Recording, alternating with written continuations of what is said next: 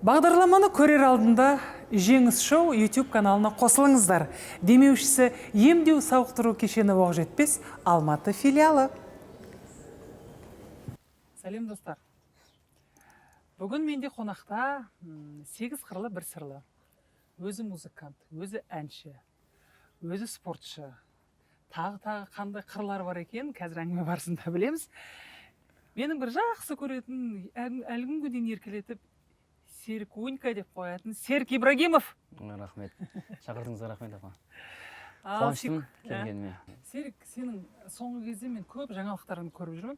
Сондықтан да соны пысымласын бассақ, қазіргі бүгінгі таңда Серікте қандай қызықты жаңалықтар бар.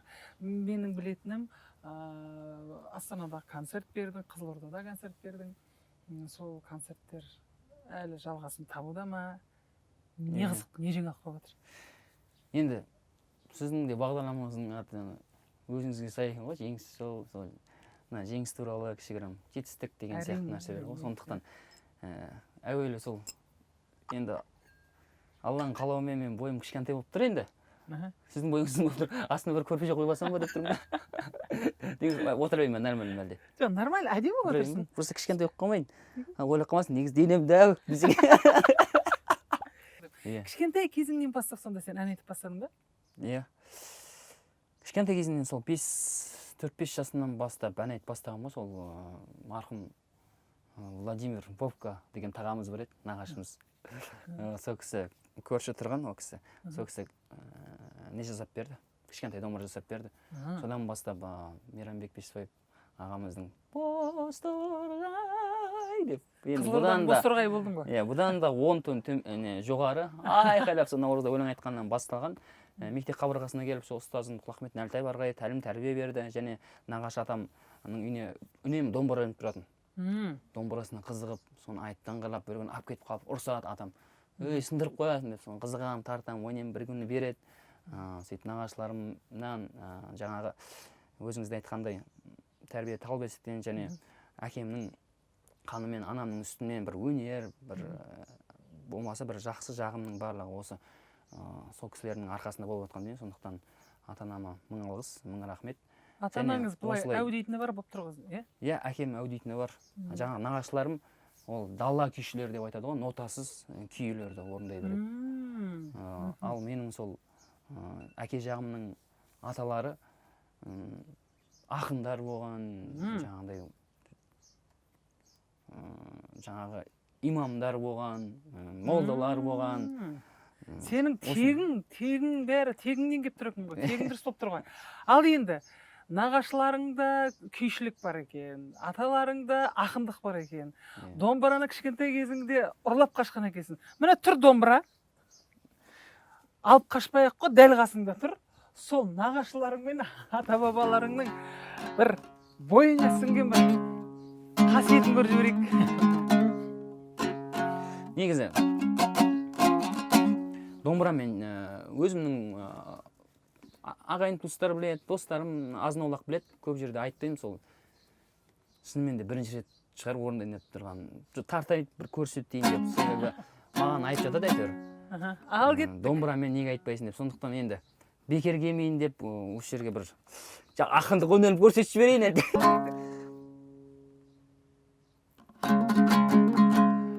Апажан келіп қалдық жеңіс шоуға. Айда!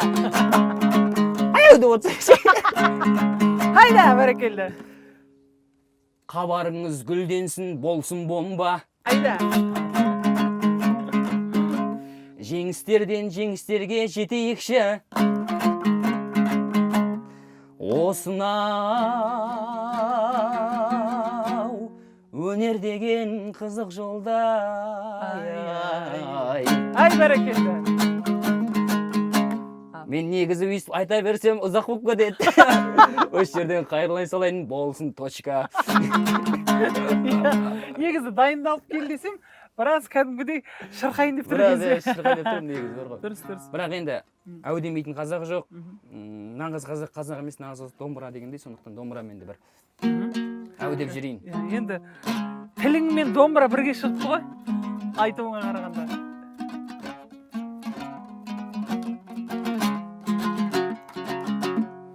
тағдырға бағындың ба, жібек жамылдың ба, мен аңсап арайлым ау, сен мені сағындың ба, малынып жаның жырға, өмірдің ағымында, сағымдар арасынан сен мені сағындың ба, сағымдар арасынан сен мені сағындың ба, сағындың ба, сағындың ба. Бәрекелді. Бәрібір де сенен эстрада мәнері келіп тұр, өзіңше жақсы айтып жатырсың. Жаңағы Мейрамбек айтатын болды ғой, мына жазбай қылып жүрді ғой, мені сағындымдар. Негізі шынымен кішкентай кезімнен бастап сол домбырамен ән айтып дайындалымшы деп, сосын домбыра енді ойнай аламын ғой, шерте аламын ғой дедім дағыны. Колледжге түскеннен кейін маған таңдау келді. Негізі өзім әншілікке түскем. Ойлаңызшы, 9 сыныптан кейін 14-15 жасар серік, құлағым қалқиып қалған кәдімгідей. Бірақ оған дейін біраз конкурстарға барып келгем. Құлақтың үлкен болған жақсы ғой, жақсы естиді. Сол несі арқасында әйтеуір оқуға түсіп кетті ғой. Сөйтіп барып әннен тапсырдым, енді айқайлап өлең айтып бердім енді. Ана жерде ойбой даусым деген енді қатты жеңішке қатты тұғын мен. Сөйтіп әр ойланып, бер ойланып маған айтты, сен нең жақсы екен деді жаңағы. Дыханың. Даусың барлығы жақсы, музыкальность бар сенде, музыкалық қабілетің жақсы. Енді неге түсінге вокалға тапсырамын мен? Вокал деген үйреніп алғам, сен ауылдан шыққаннан кейін. Вокал. Иә, бір әнші болсам екен, вокалға барайын деп. Сөйтіп ойлатты, айтты, сен негізі даусың әлі өтпелі кезеңнен өтпеген. Ертең 1-2 жылда біз саған дауыс қоямыз. Даусым ол кезде альтина ма бірдеңе болып тұрды. Енді кішкентай жіңішке дауыс. Бұндай қазір тенор емес. Бұндай баритон емес десе. Сонымен сен басқа аспап, басқа бір мамандық таңда деді ғой маған. Сөйтіп, мынаны көрсетеді жоқ болмайды, біз ана оркестрден ғана көретін мамандықтар көрсетіп жатыр. Баянды өзім таңдаған жоқпын, домбыраны таңдаған жоқпын. Енді домбыраны былай да ойнау білем, баянда да ойнай аламын деп тұрсың ғой. Деп енді шамалы не қылсам. Бірақ десе де әрқайсысының өзінің бір қиындығы бар ғой аспаптардың. Сөйтіп, жаңа Асанәлі, Болат деген ағайларымыз бар. Сол кісілер келіп айтты маған. Серік, сен духовой отделениеге түс. Бір соқпалы аспаптар бөліміне түс. Сол жақтан әншілігіңде аспабыңды алып жүре бересің. Мына мысалға мынандай аспап бар деді де, кларнет деген аспапты көрсетті. Бұл аспап мен ойбай шошып тұрмын ғана, аспапты мүлдем өмірімде көрмеген, ауылдан келгеннен бері оркестрде ғана ойнайтын білем. Сөйтіп осы таңдасаң, сен қосымша саксофон ойнап үйреніп аласың деді де өзі. Өйткені кларнет пен саксофон екеуі ағайынды, туыстас, родственный инструмент. Сөйтті да бір мысал келтірді. Сол мысал негізі көп нәрсеге ықпал етті. Осы кларнетті ойнап шықсаң, сен саксофон ойнайсың. Ал саксофон ойнайтын кім білесің ғой, біздің марқұм кешегі өткен Батырхан Шүкенов ағамыз әнде айтады, саксофонды ойнайды.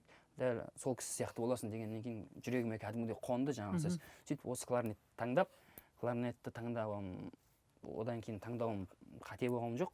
Себебі соны оқып, 2-ші курс, 3-ші курсында саксофон үйреніп алып өзім. Такси джаз деген Қызылорда ең бірінші джазды группаға барып жұмыс істеп. Ол кезде енді саксофон үйренгеннен кейін даусым жаңағыдай өздері мұғалімдер айтқандай переходной возрастқа түсіп кетті. Тамағым өзгеріп, 2-3 жылдай ән айтқан жоқпын мен. Сөйтіп соны кларнетті бітіріп шығып, Алматыға келіп, консерваторияға, Құрманғазы атындағы Қазақ ұлттық консерваториясына түскеннен кейін барып ән айтуды бастадым қайтадан 3 жылдан кейін. Өте дұрыс уақыт тоқтатқаның. Бірақ сен саксофон арқылы, кларнет арқылы дыханиеңді қойып алдың да. Ал әншіге өте керек. Негізі мұнан осы жер тағы да айтып жіберейін. Негізі мен сөйтіп ойлайтындығым сіз сияқты. Сөйтіп енді осы бір 5 жылдай болып қалды ғой енді мен Аллаға шүкір бір үлкен сахнаға келіп, Алматыны көріп жатқаныма 2012 жылда консерваторияны бітірдім. Содан бастап жұмыс іздедім, қалада жүріп кішкене. Бірақ оркестрде жұмыс істегім келмейді. Әнші болсам екен, ән айтсам екен. Бала күнгі арман тесіп баратыр көкіректі. Сол арман ғой жетелеп келген біразға дейін. Ойлаңызшы, сол 4 жыл Қазанғап атындағы музыкалық колледжде, 4 жыл консерваторияда, Құрманғазы атындағы. 8 жыл оқыдым, 8 жыл жатақханада жаттым.